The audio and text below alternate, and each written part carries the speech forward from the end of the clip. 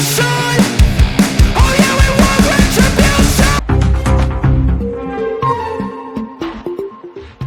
retribution. Welcome back, everyone, to episode 54 of the Sleeper Sports Media Podcast. I'm joined by a fellow Dan Patrick School of Sportscasting at Full Sail classmate, student, I guess, Randy Silver. Thank you for joining me and talking with me. My pleasure, and I love to see I type my name wrong. Can I change sports, or am I stuck here? Yeah, I think if you just edit, actually, I think I can do it. I got you. What a great start, everybody. It Yeah. shows you, rule number one, make sure you double check everything before you go live. Yeah, that was something I learned quick whenever I was doing all my stuff online. I know you're on campus, so yeah, just quickly tell everyone a little bit about you and where they can find you, and then we'll get into chatting and comparing. Awesome, everyone. Nice to meet you virtually, or wherever you're watching. My name is Randy Silver. I run Randy Silver TV. I'm 30 years old. I was in the business world for 10 years. Out of college, I went to 4-year school in California, UC Santa Cruz. Graduated, moved straight to San Francisco. Started out as a SDR, that stands for Sales Development Rep. Long story short, I was making 100 cold calls a day, 10,000, 5,000 emails over like the mail merge type of stuff. Worked my way up the corporate ladder and was running sales teams for Cisco. At my height, I was managing a team of 25 plus people across 4 continents, got to travel the world, had this great life in theory, work-life balance, travel, cool adventures. However, deep down inside, I was always very, very, very mad at myself. I was not following sports. My whole life, I'm an athlete. I played college lacrosse.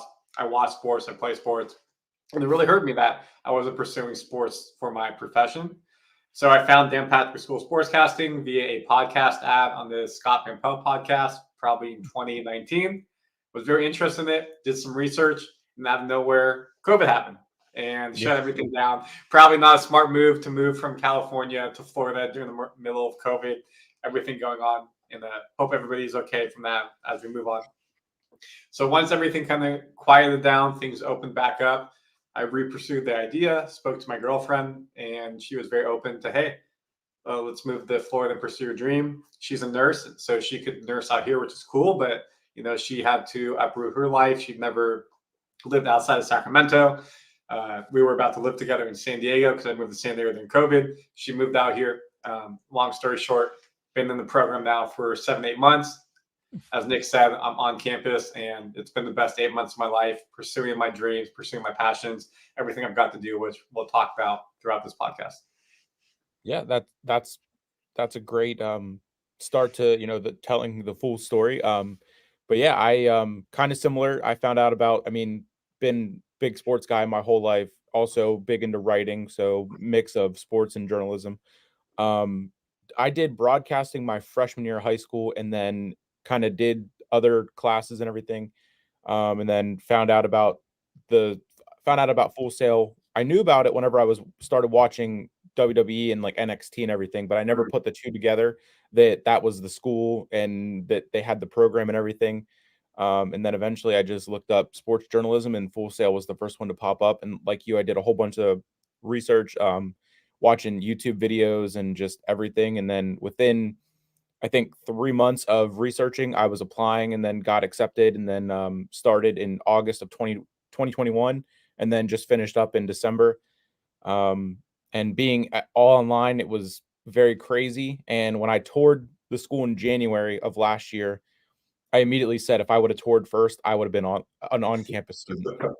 And just seeing from how I, got to finding you and your account and your brand. I was at the Jake Paul fight. The day I graduated was the Jake Paul fight. So I was in Orlando right there. Got tickets as a graduation gift from my aunt.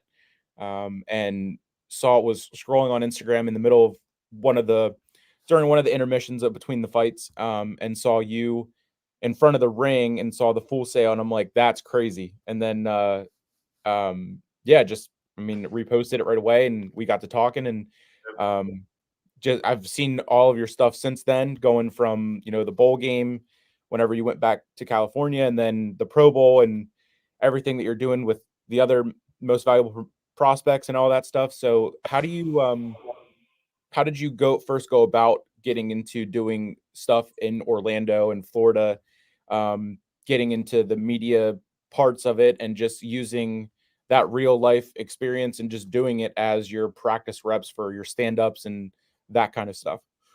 I think that's a great question. Let me start with why I chose going to campus because it'll play into your answer. Okay. I've never lived in Florida before. I lived in California basically my whole life, besides for studying abroad. But for me, I've done stuff over YouTube. It used to be called Leap of Faith. I have my own podcast. I would make like videos, social media stuff. But I knew for me to break in the sports industry, I really wanted to be a sports reporter or a studio host or a commentary. I needed those real world reps. By me staying in San Diego, the how would I find them was a really tough question. Do I go to local high schools to figure it out? Do I reach out to the Padres? Are they going to give me something? Probably not. There wasn't an MLS team at the time. It's coming. They had the San Diego Loyal. Maybe they would let a student. But one of the perks of coming to Orlando is the school has a partnership with Rollins College. It's D2. We get to call their basketball games, men's and women's, soccer games, men and women, women's volleyball, softball, baseball, and both lacrosse. In addition, the school's just known down here for media entertainment. Sportscasting is getting bigger in the program. So I knew just through the grapevine, opportunities would pop up. By being local, would be coming to the school. That would give me more opportunities. And three, Orlando's just a big sports area. Like Pro Bowl comes every year. There's other stuff going on. Big sports town in terms of basketball is here. There's no baseball, no football, but you have football around. You got UCF. So I just knew there's more opportunities. So like when you said, hey, if I had gone to BTS behind the scenes and visit school, I would have been there. I knew I needed to visit the school to see it because also coming from California, the question is like, what is Full Sail? But isn't that a brand like Full Send? Like, what is the difference? Yeah. You know what I'm saying? Yep. So I knew I needed to go see it. And also when I came out here, I wanted to check out housing. So when I did the behind the scenes, I stepped in the sports studio, heard Gus Ramsey, who's our program director, talk about the program. There were a couple of nice videos from Dan Patrick, the namesake of the school as well, seeing what the students did. I was ready to commit. So that was April of 2023. I quit my job like literally the day after and gave them my 2 weeks. Moved here by myself in June, started end of June. And then my girlfriend moved out in September. And the apartment I'm in now is where we live together. So that took me, let me just pause there. So that's kind of how I got to the idea of coming to Full Sail. Was I just knew the opportunities that would be greater for me here than online, where it'd be harder to find that type of stuff. Yeah, I'm in the same boat with you, like you said about reaching out to the high schools. My local high school, I was big into sports and like I said, did the broadcasting. So knowing that I was a big part of, the sports in that side and also was involved in the broadcasting, I know people that have been in both programs and around in the sports part of the high school. So I figured I could probably reach out and get started that way, but also just doing as I was doing online and just kind of had to do that, I put the two together and then kind of, I mean, it was still kind of weird during the after COVID and they weren't really having, the sports and then they did once I was closer to being done. So by that time I was already just kind of doing my own thing, just doing stand-ups at a park or in my backyard and just making it work. But yeah, the opportunities, where you're at and like where I'm at, it's very few versus like going to Orlando where it's like you have the connections with the school itself. And I mean Orlando, the where the most valuable prospects was, the resort there was absolutely incredible. Shout out to Green Bay Royale. Yes, absolutely. It was so much fun. I was, like I said, it was the day I graduated, so I was in shock from that whole process of the ceremony and everything like that, flying down from Pennsylvania to Florida. The same week, my sister graduated in Lynchburg, so we were in Virginia, came home, and then flew to Orlando. Um, and I was actually submitting my last assignment as we were waiting for the flight down to Orlando because it got delayed. So I was finishing up my last discussion post Heck yeah. which was fun, and also kind of like a, oh wow, I'm done, and now I don't have anything to worry about. And I had that moment Sunday night whenever I was watching the NXT event. I'm like, oh, I don't have any homework to do. I can just kind of do whatever I want, and so that's been fun since December. But also being able to say, hey, I went to Full Sail, and still have those connections up here in Pennsylvania that people in wrestling wise, they're gonna know what Full Sail is because of the connections with NXT. So I can still kind of use those, but not in the sense of like finding like the real world, experience. It's going to be an independent promotion. It's what I'm working with now, volunteering with now, which is only once a month, but still being able to say I went to Full Sail and I have the gear from Full Sail. It goes a long way. And it's just a very cool moment. I just had an interview with Full Sail in the career development, checking in on how I'm doing and all that stuff. So being able to tell them that I'm using my equipment from the launch box and all that stuff to do this as well, and kind of get my foot in the door and get to where more and more doors open for me, and being able to say, report back to them with saying, hey, I'm using this degree from Full Sail and I'm loving it. So I love that. um yeah, so whenever I was there at the event, I was taken away. I walked in and I saw Wade, who was finishing up doing the pre-show, I'm guessing, and then moving over to the desk for the fights. But I then got to my seat and two guys came up to me and they asked if I was there as a fan or for media once we got to talking. And I said about, graduating from Full Sail, and they were there for media. They were actually in the post-fight press conference, and they got Jake to like look at them, or I saw their video and I saw it during the press conference, but I didn't know it was them. But did you get to go to the presser afterwards, or was that just before? I checked out your channel and saw some of the stuff throughout the week, weigh-ins and stuff like that. So how does that work with being some are open to the public, some are press specific and media specific? And how do you go about getting onto the media list for events like that? Great. That's a great question. That actually ties into your first questions. Now I can tie them together. So great. Right there. So just straight up transparently, I was not press credentialed for the Jake Paul versus Andre August fight. Okay. However, the press conference and the weigh-ins were open to the public. So they put them in a ballroom at the hotel. It's a big resort conference center. They do like SKOs there, sales kickoff. So it's like a big, big building. And they set up press conference and weigh-ins, open to the public. I have my equipment from school. Even if I didn't, you can go use a cell phone. And so how can I make myself better? Can I sit at home and watch on YouTube? Cool. But let me go there live. Obviously, you're going to need the car. Maybe you have to pay for Uber. And I bring my equipment. I record everything. So using our XLR cable, I'm able to plug into the box. If not, I use our boom mic. I record the events. I take notes on the key quotes that come out of it. Then after the press conference weigh is over, create my script. So just like we learned in Broadcast Writing 1, how do you create a script? What's the length? How do you do everything? Go ahead and recite the script. Now, depending on how long the script needs to be, if I'm doing, say, a 5-minute studio type of show or a 1 minute just like, hey, news clip, I'll either put it into an app I purchased called Teleprompter. It's on your cell phone, just like this. Teleprompter goes across your phone so you can look at it, or vice versa, memorize bullet points and do it. So I record my stand-up. I'm getting work for shooting a shot. How do I make sure I get like Jake Paul over my shoulder? Then instantly go home, put everything in Adobe Creative Cloud. Got to create my lower thirds, have to upload my videos to YouTube. How do I upload videos vertically for social media?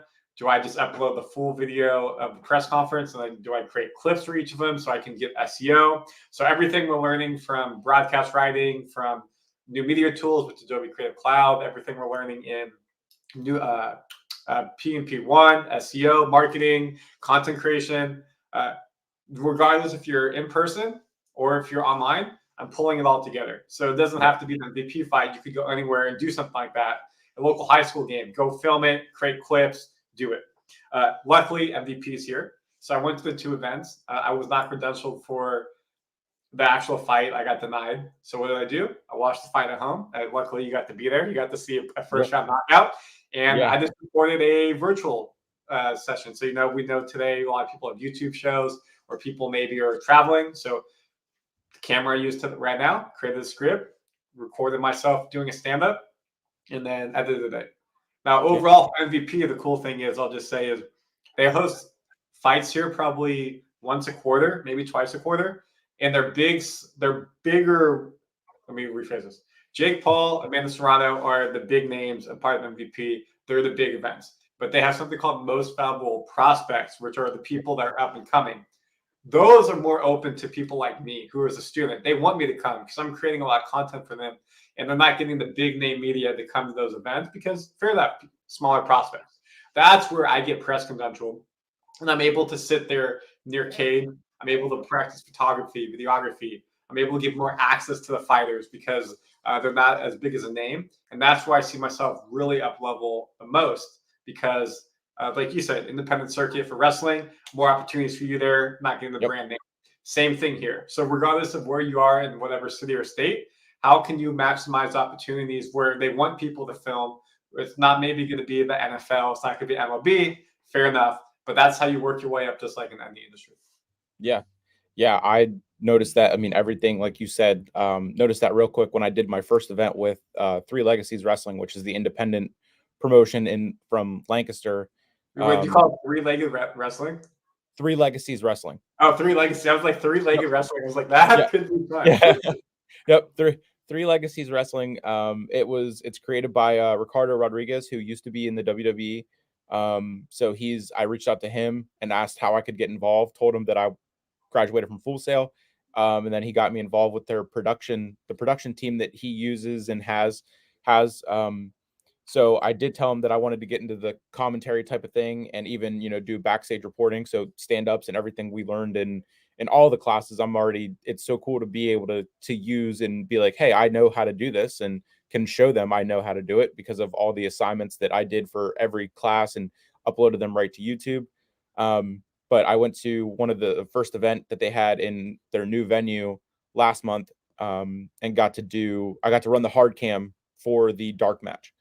And now this month on the 23rd, I'm going up again to help set up, and then I'm going to shadow the commentators too. So getting there early and meeting the wrestlers, taking notes with what they want us to, promote and put over, all that kind of stuff. And then just figuring out how they call the action. Since I was online, I didn't get to do, like you said, go to the Rollins College and be able to do that play-by-play and get the reps doing that. But I do, watch along streams for wrestling, Raw, Dynamite, SmackDown. So I do kind of get to jump in and do my own reps of play-by-play and just doing watch longs and giving the reactions, or like you said. So it's similar to doing a studio show, but just running it off of YouTube. I've never been one to be like, oh, I want to be on ESPN or be a studio host or whatever. I would more like to do radio or, eventually WWE and be a backstage reporter and then work my way up to commentary.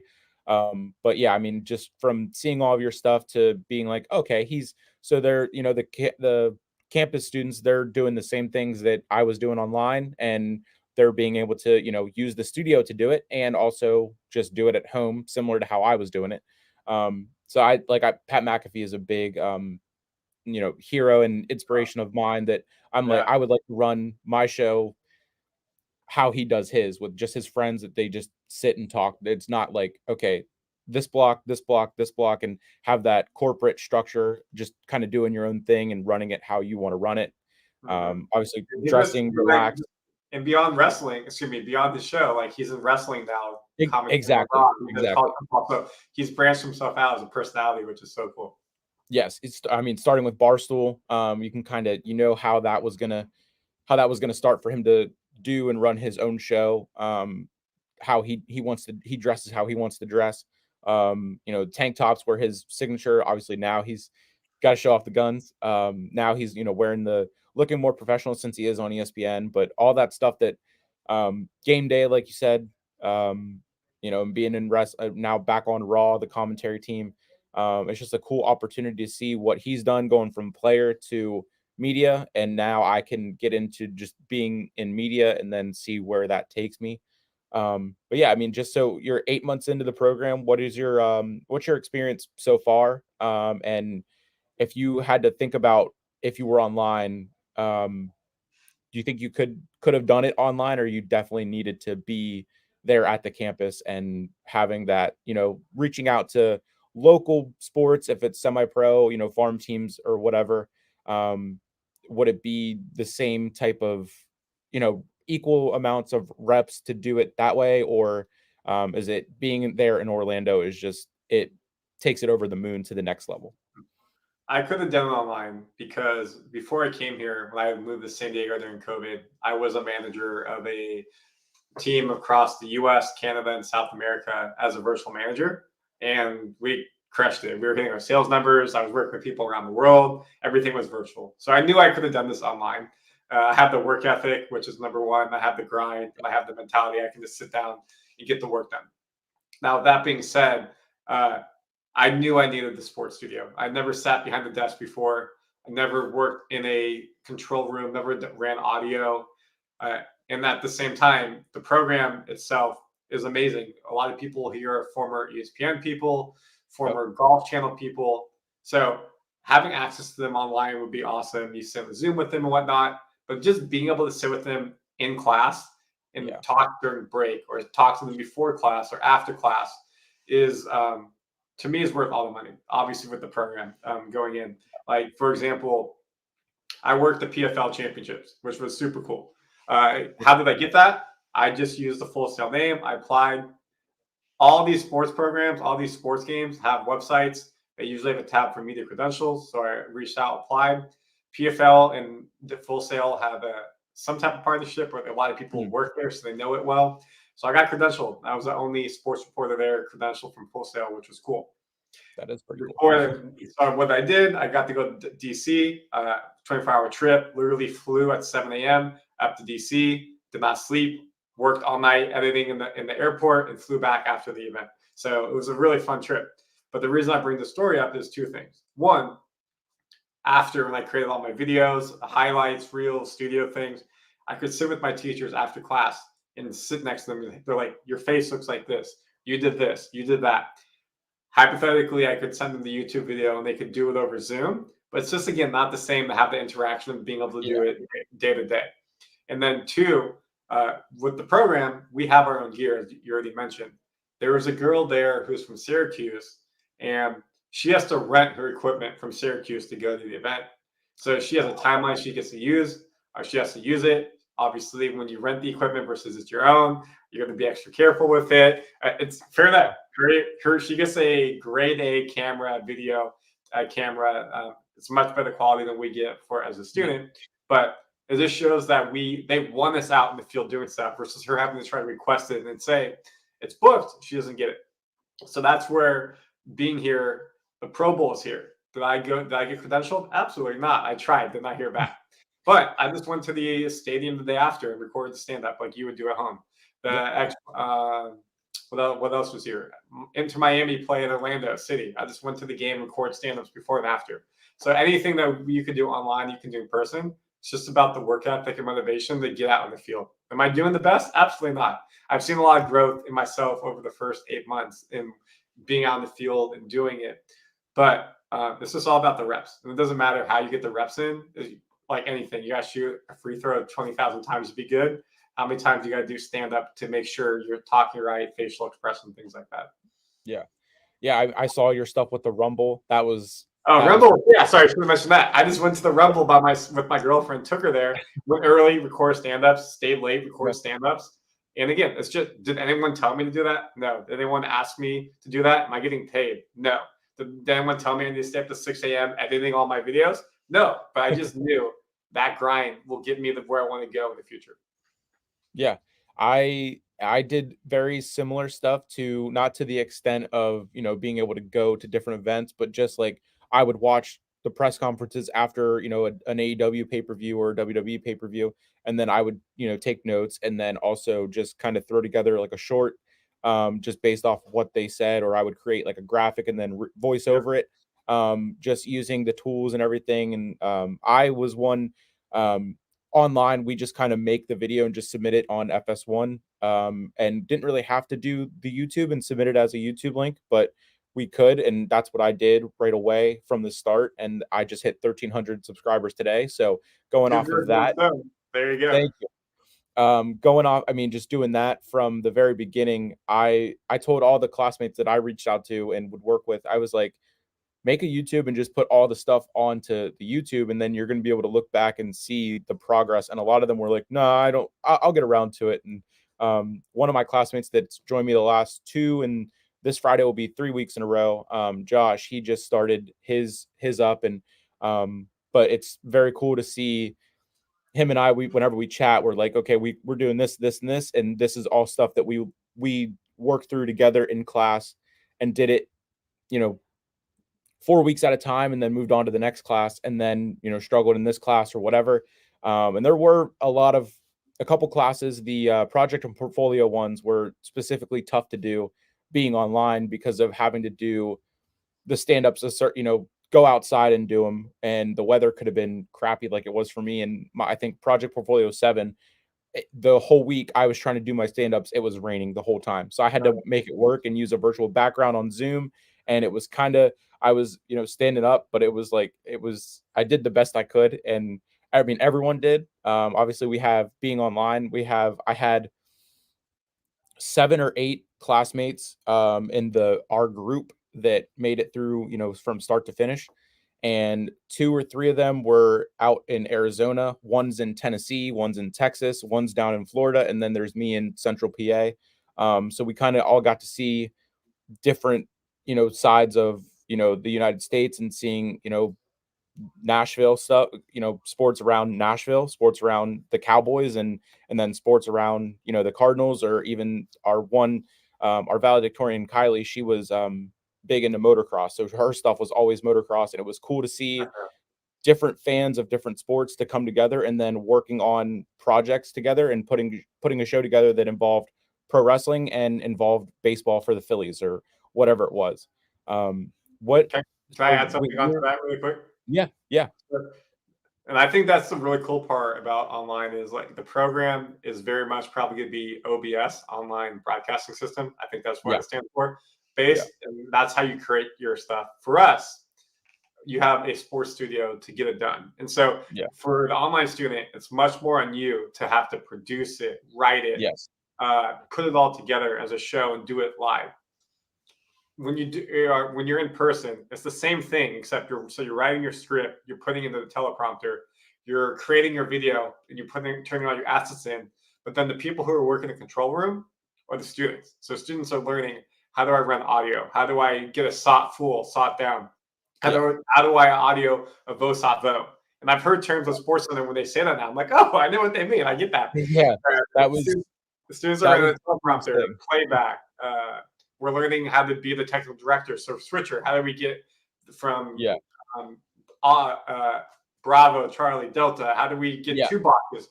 We're doing it all in our respective stations. And of course, then you have people running the camera and the on-air talent.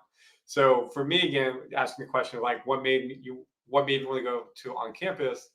I think being well-rounded and knowing how to do all that, when I apply to a job, will help me versus just saying, hey, I can do OBS. So like, okay, have you ever ran an audio board before? Could you do the switcher? Online, the answer is most likely no. On campus, I could say yes. And we still have to learn OBS. So it helps me just have more tools in the tool shed. Yeah. Going off of like the, working with students from, in Arizona, Texas, Tennessee, how is the networking there on campus, like working, like what groups or like class sizes being on campus?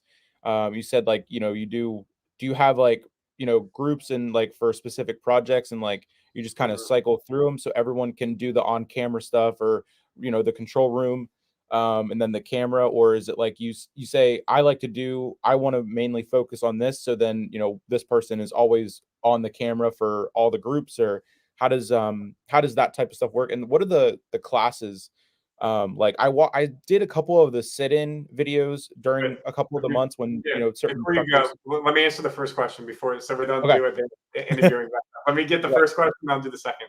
So Okay. the way that it works in the studio, uh, PNP6, which is basically you're creating your own sportscast. They're in the Yep. studio 2 to 3 times a month. Sorry, 2 to 3 times a week. PNP7, which is your final class, where you are like putting it all together. You're in the Mhm. studio 2 or 3 times a week. And then there's other classes throughout where maybe you get a studio session once a month, maybe twice a month, depending on what is in there. So if your class is in the studio, you're on air talent. You're the one producing the show. You're the one creating all the assets. You're on camera. Students have to sign up to then go work the studio. You're not signing up for a position, but they need people to work all the positions I talked about a couple minutes ago. So when you get in there, usually the younger people in the program, again, when I say younger program, just newer to the program, they're Yeah. probably starting on the teleprompter or they're starting on the camera. Once you get comfortable at those positions, then they can work you up to working audio, playback, technical director. Someone super advanced maybe will be the overall director. We have a guy named Chris Mutan, who is the lab instructor. He directs most of the stuff. There's other instructors who come in and can direct stuff. And then the teachers are the producers. That's kind of the flow. Now, say people sign up for the studio and there's no teacher in there for that period, we do something called open studio. So now Chris will just say, hey, you 6, you have 1.5 hours, create a 2-minute sportscast.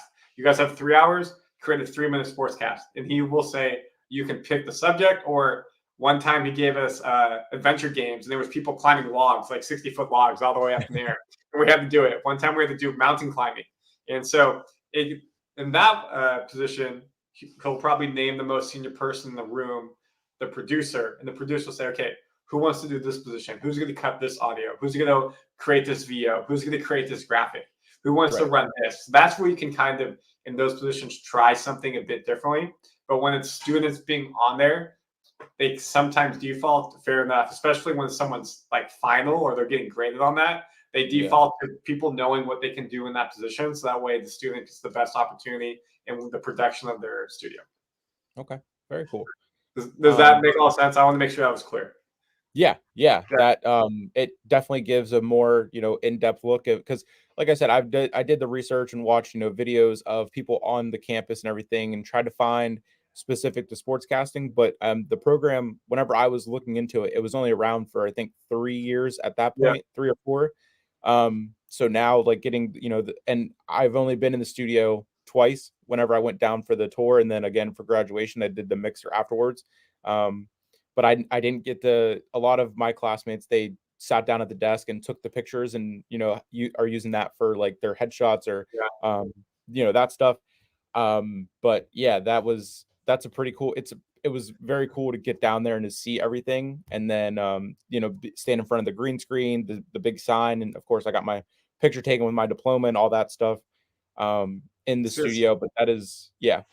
So on that note, I completely agree with you. When I looked at the school in spring 2023, I felt like there wasn't a good representation online. That is, of course, the Yeah. school put something out, but nothing Yeah. of a POV, first person view of what it's like to be day to day on campus. Yeah. So when I got there, I vlogged my experience. So if you go to Randy Silver TV, there's a playlist called Becoming a Sportscaster.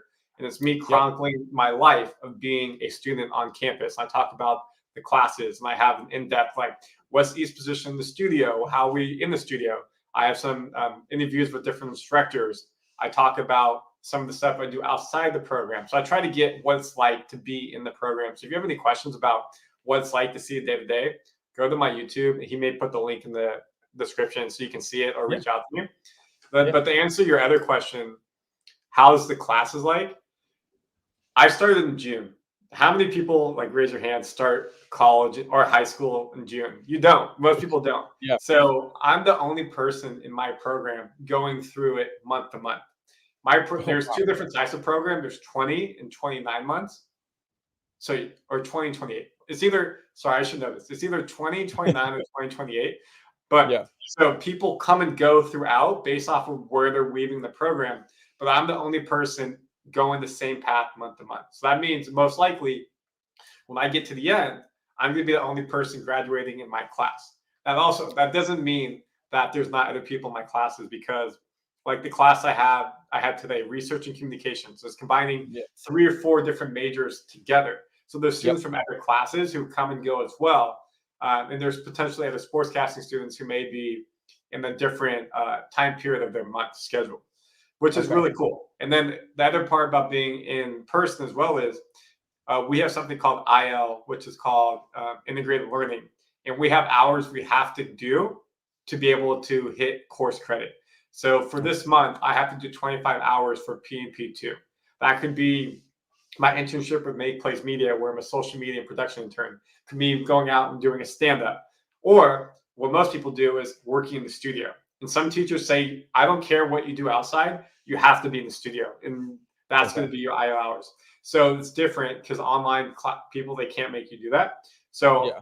one of the differences being in person is you'll have classes that say you have to do X amount of hours IO, and they'll describe what that may be. Also, they have lectures every Friday on campus where it's a wide array of different subjects. And if you go to this lecture, it's an hour, hour and a half.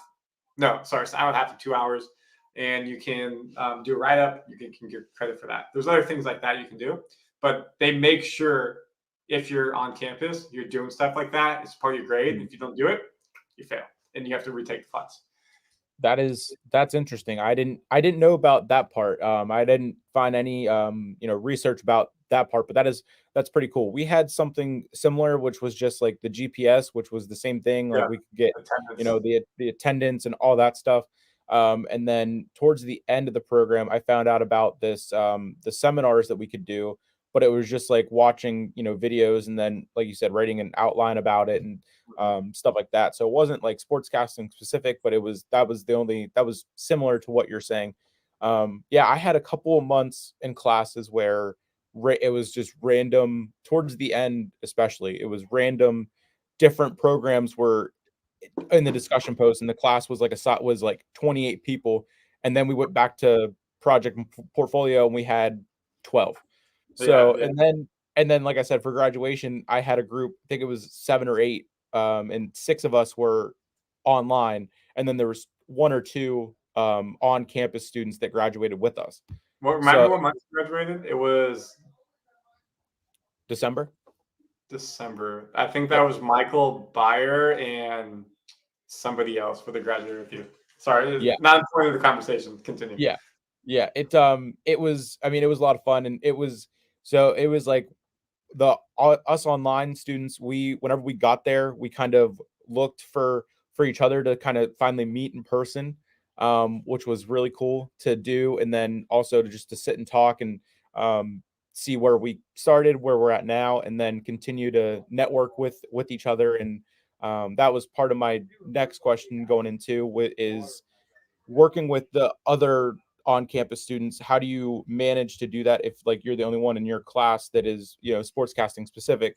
How do you Mhm. reach out to the students that you are in the studio with, or doing stuff outside of the studio specific? Like do Yeah. reach out to anyone there to say, hey, come with me and run the camera for me, and then you can do a stand-up as well? Like how did Yeah. you have you thought about Yeah, doing great question. that kind of stuff? Yeah. So the cool thing or the bad thing, how you look at it, is Full Sail isn't like a normal college. There's no dorms, there's no cafeterias, there's no frats, there's no sororities, there's no sports teams. We have an esports team. So our default meeting place and really interactions is inside the sports studio. The people you Mm. work with inside the studio, you see, are become your best friends, become your friends. So there's like, hey, XYZ is happening on Friday. Do you guys want to go to the game? We can do stand up. So that's kind of where the interactions may happen. For me personally, I'm going to give a shout out to my girlfriend. She's my executive producer, my camera woman, my script editor, everything I need to do. She will go with me to film and be there. And she supports me, which is really, really cool. That So is I don't awesome. do a lot of stuff with the students in terms of like stand-ups because I try to do it in my own time. And again, I want to get there. Uh, this is where I'm going to be selfish as well. As like if I'm going out somewhere, I want to be the person on camera and I want to get all the reps. I don't want to have to switch back and forth. Like Right. I'm there for me. And I want everyone to succeed. I don't want to come out front way, but like we're in a sports game and it's a dog eat dog world. It's like there's only one spot. There's 50 people going for it, and every rep I can get to improve myself, I'm gonna try to do the best I can and get all those reps. So I will never take something from somebody, but if the opportunity is like, hey, Randy, go to the Pro Bowl on a Monday, am I going to tell someone I'm going, or am I just going to go by myself and really work on it myself? Yeah. Probably going to work on myself and try to get feedback after. Now, the other thing you mentioned though is like, we're all friends here, which is really cool. For example, Noah is in his final month this month. Shout out Noah. He commentates for some soccer games. He knows I'm a big soccer guy, love commentating soccer. He can't do it this month because he's in his final month. The program is very intensive. He gave me the contact. He out of the blue, he reached out to me. He's like, hey, Randy, I know you would be a great fit here. Gave me the contact of the athletic director, and it was, hey, tell him, send me your demo reel, and he'll have you commentate soccer games. So basically, at the end of the month, I'm working as a solo play-by-play, which is so cool by yourself. You got to run it all for state championship for the soccer games for men and women. Like, that's a unique opportunity I never would have got in San Diego being virtually. Other things like that come up where I found out about MVP. I gave the link to people to sign up to try to get credentialed. So there were 5 of us at the event. PFL championships happened. I made a good name for myself because of that. They sent out something for the press conference that we got to go to. I told people about that. They signed up. So when it's a group type of thing, hey, let's get everybody we can in there and do it. But when it's something maybe more this like individualistic, I kind of keep it to myself. I'm just going to try to do it on my own so I can get there, get it done. Or if I can, or bring my girlfriend, be like, get married, please help me. Yeah. Yeah. No, that makes a lot of sense. And the, doing, for you and the reps and everything like that versus like a press conference or an event like that type of thing could be, a group. And then you can go and, which I think would be a lot of fun. Like I said, being online, it was kind of just me, and then working with my classmates online was kind of crazy, trying to find, like, being in Arizona. Okay, let's do it at 3 p.m. Let's And meet the in question Kansas. was always, Let's fly to Kansas on Thursday, and then we'll fly home. the question was always EST or my time, and I'm like, oh man, that's something I never thought about before going working with different people. Luckily, I was able to partner with the same person over and over again the last like 4 or 5 months, and she's down in Florida. We did, and she's the Eagles fan, the Philly fan, so we made a show of PA sports where we just talked. I was the Pittsburgh expert, she was the Philly expert, and then we made it about Pennsylvania sports, which was really cool. But then everyone kind of found their partner that they like to work with, so it's kind of the same thing. And like, if they're going to do an event, I'll tell these people, or keep these people in mind. Yeah, so that the soccer, that's pretty cool. Is there anything that can get to open the door for the next level, like the Miami team? I'm not a big soccer fan, so I don't know where all the different teams in are at, Miami, but yeah, Orlando has its own team, Orlando City. That'd probably be closer, but here's a great example. So the IL I talked about earlier, there was a IL in person, and also you can listen to IL online via Zoom. This one was in person. It could have been done Zoom, but it was about the Miami. It was about the Messi effect coming to MLS and how that helped create the Apple streaming rights deal. And I was like, oh my God, this is right up my alley. Yeah. I went to the lecture. I was so engaged. And again, this was like month 2 of me on campus. I was coming from selling HR tech. Now I'm not getting paid, but I'm literally required to talk about and listen to Miami and Messi. Dude, I'm loving life. So I go up to the teacher after, and I'm just talking to her and whatnot, and she was like really impressed with my knowledge. I was like, this is my thing. I would love to work in MLS or somehow some capacity with soccer. She gave me the contact of somebody who works at Orlando City. So based off of that interaction, I made a connection with him and networked, and I've talked to him about potentially coming in the spring to do some type of broadcast internship, be able to just go to a game, learn from him. If nothing comes from it, we're connected on LinkedIn. He knows my name. So just by me being able to be in the program, going to that lecture, which I did not need to go to, was out of fun, making the connections, staying late with the teacher, talking, I was able to build this network that I didn't have 2 days before. From there, I got connected to somebody who's in Miami, and they run a virtual production. They run virtual production for sports. So instead of having the commentators, everybody on site, all they have is the camera people at the games. and then everybody's in this one big building. They're commentating, producing, et cetera, et cetera.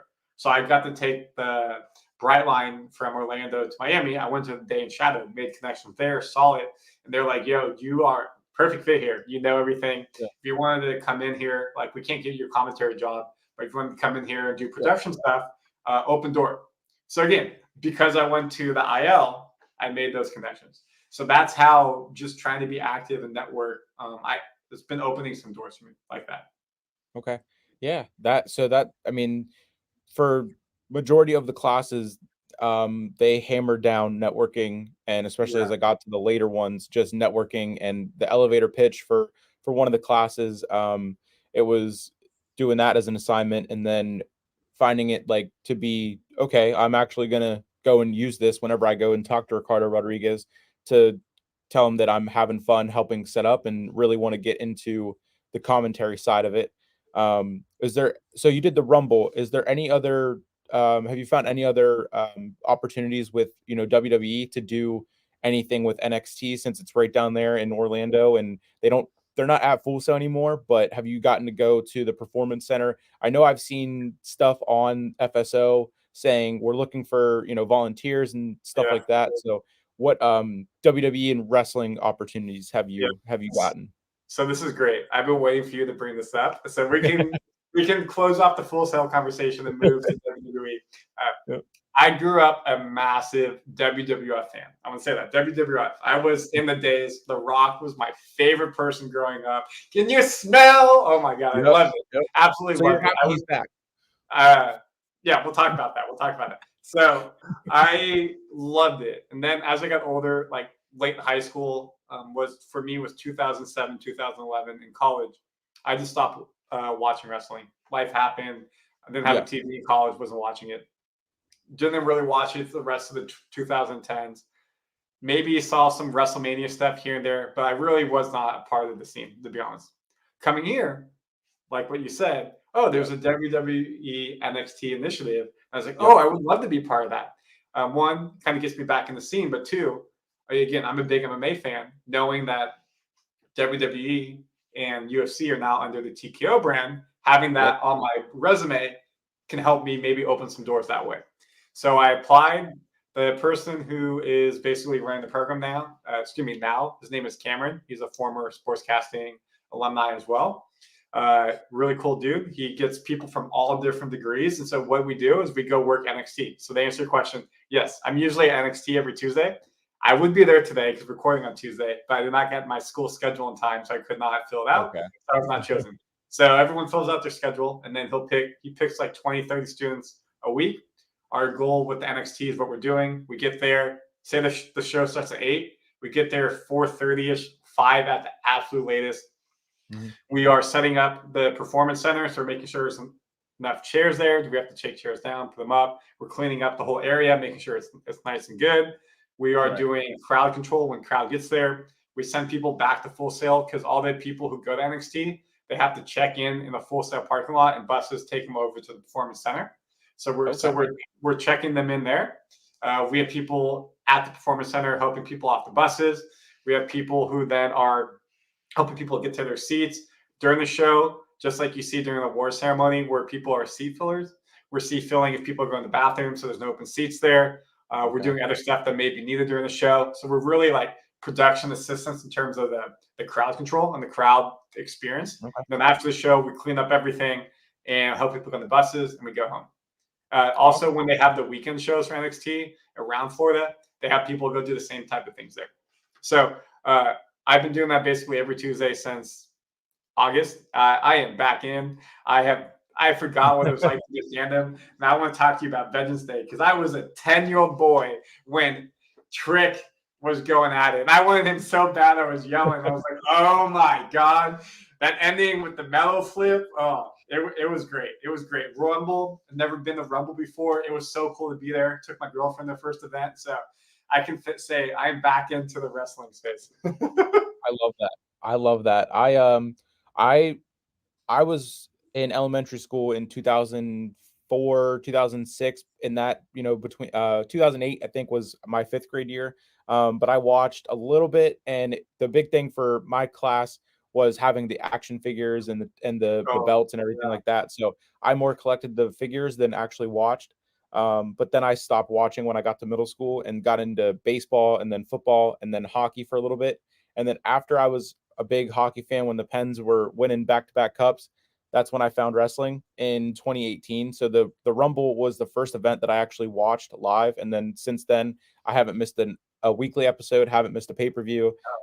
Started recently watching AEW.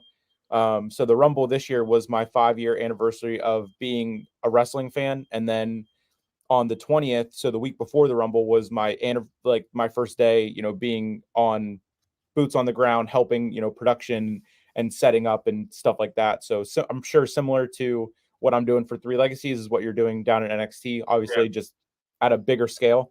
And the yeah, cool I mean, part was, sorry to interrupt you. The cool part was before they put everything in the Performance Center, they did NXT at the Full Sail campus. I know you mentioned that earlier. So there was a lot more opportunities for people to have internships with WWE. Say it was on the production side, on this commentary side.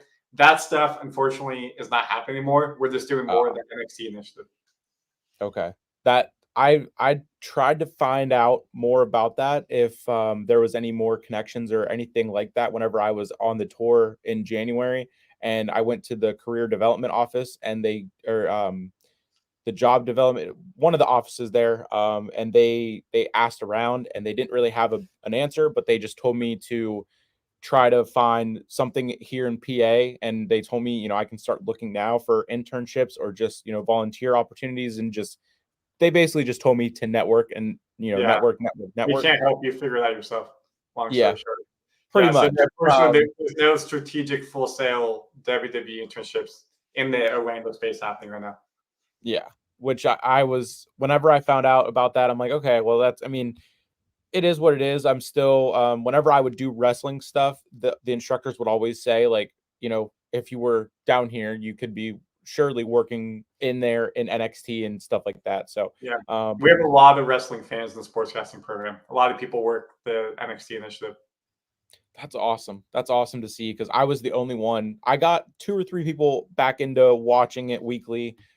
Josh being one of them, Carlos, who has joined me on a Raw watch along before. But yeah, so the Rumble, what did you think of Cody winning, and then the following week on SmackDown when The Rock came back, and then this Monday on Raw we got Rocky Sucks chance, and as Michael Cole said, we're back in 1996.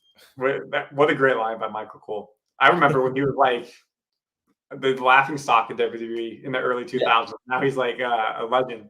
So again, I'm still relatively new into the scene. I've really been into NXT the past 6 months. I'm there. The storylines, what they've done, like with the Undertaker coming to NXT, with the Von Wagner story, like all this stuff with Braun Breaker, which he will not be in NXT for another month or two. He gone. Coolest. So I've been there. So I'm not as in tune, let's say, with the SmackDown Raw. I get what happened at Rumble. I think it's cool to see Cody finish the story. Now, I was up in the upper deck. I was the very first row upper deck, so I had an unabated view.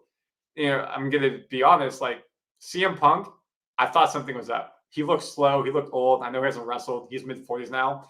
But I was just like, if this guy's going to be main event WrestleMania, like, this isn't cool. There's other fighters out there doing much more significant stuff. So I think it makes sense. Cody wins, goes to WrestleMania.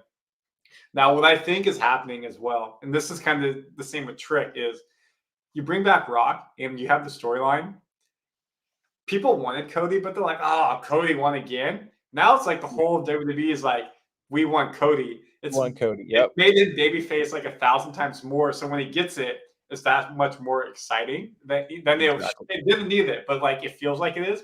Same with Trick losing and Melo turning on him. Now it feels like everybody's against Melo. People love Trick, and it's only pushing the star more.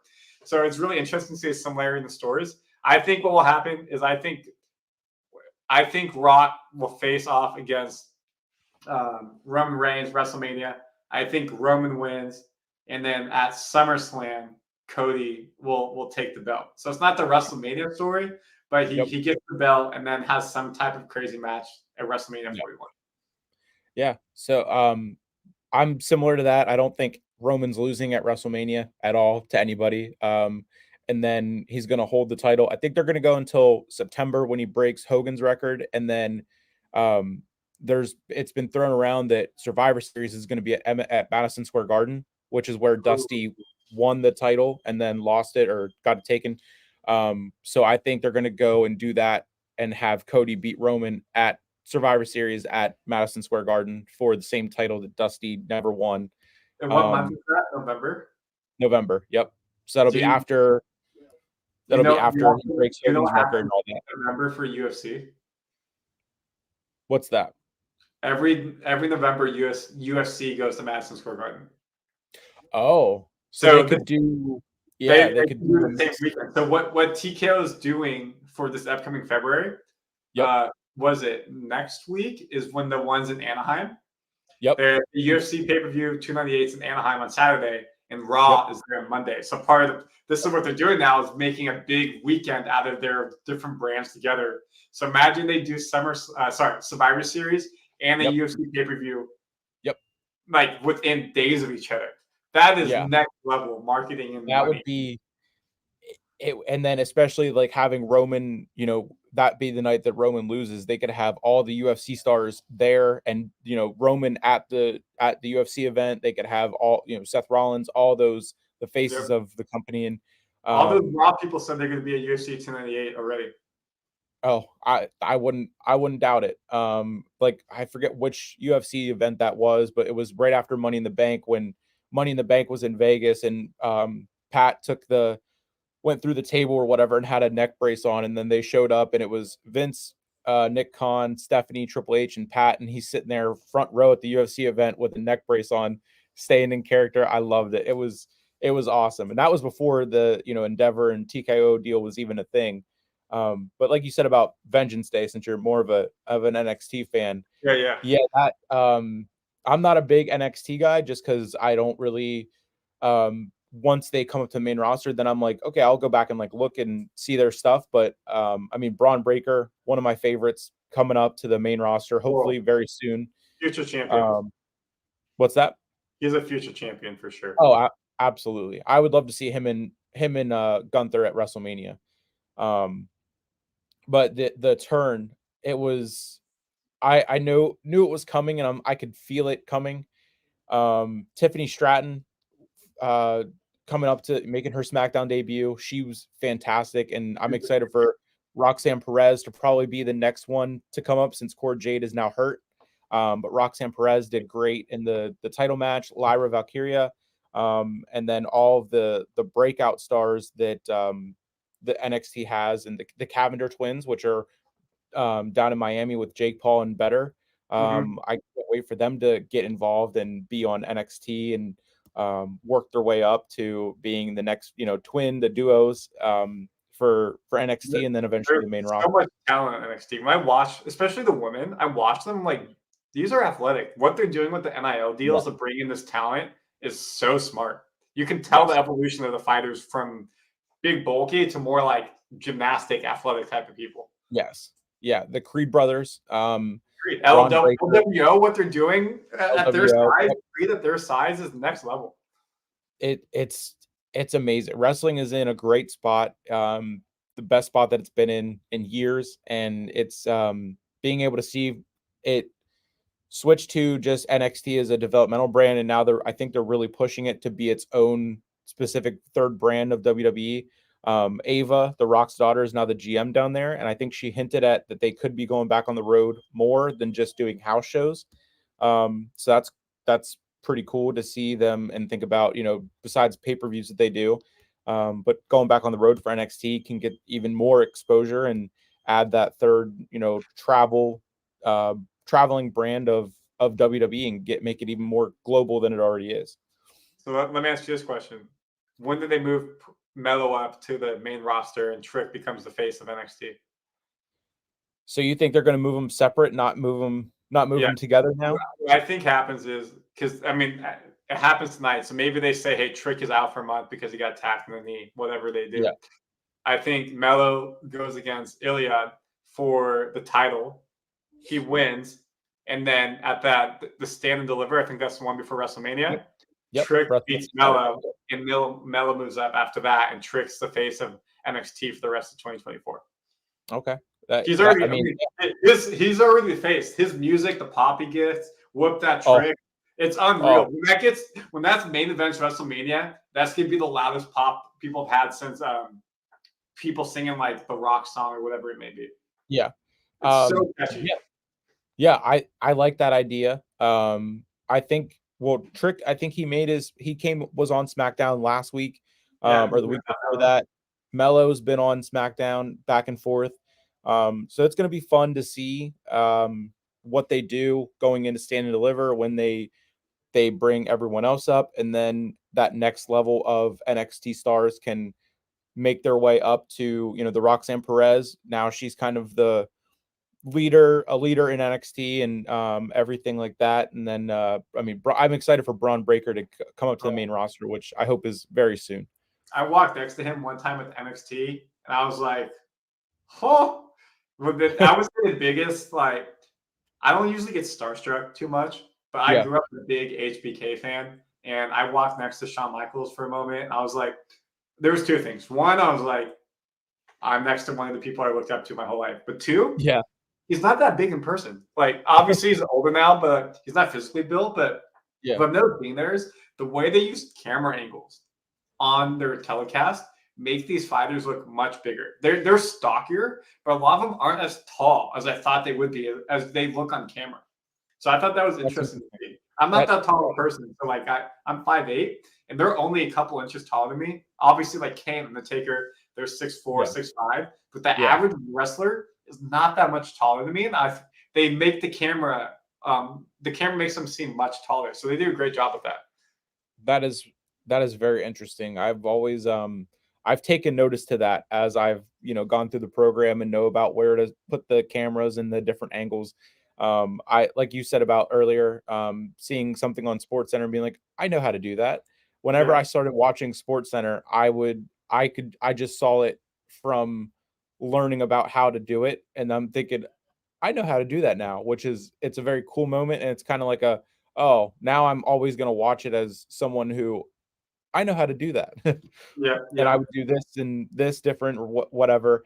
But yeah, so we're right at that hour mark. So yeah, thank you for wrap this one up. It really did. So once again, if you want to tell the people where they can find you at, and like I said, I can put the links in the description. And thank you for joining me on this episode of the Sleeper Sports Media Podcast. Awesome. Thank you for having me, Nick. This was an amazing hour. I'd love to do it again.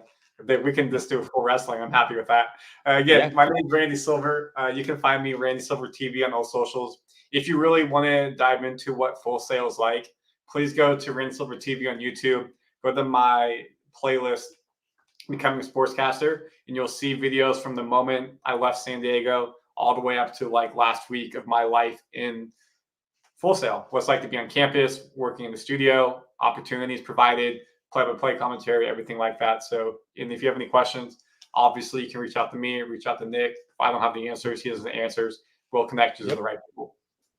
Yeah, I gotta say, whenever I first started looking at your YouTube channel from when I found you on Instagram, that series, that playlist is exactly what I was looking for 2.5, 3 years ago. Whenever I first started looking into the program, where it was sportscasting specific, because whenever I just look up Full Sail University sportscasting, videos pop up of half of it is this is my day in a life at Full Sail, and then the other half is Full Sail a scam?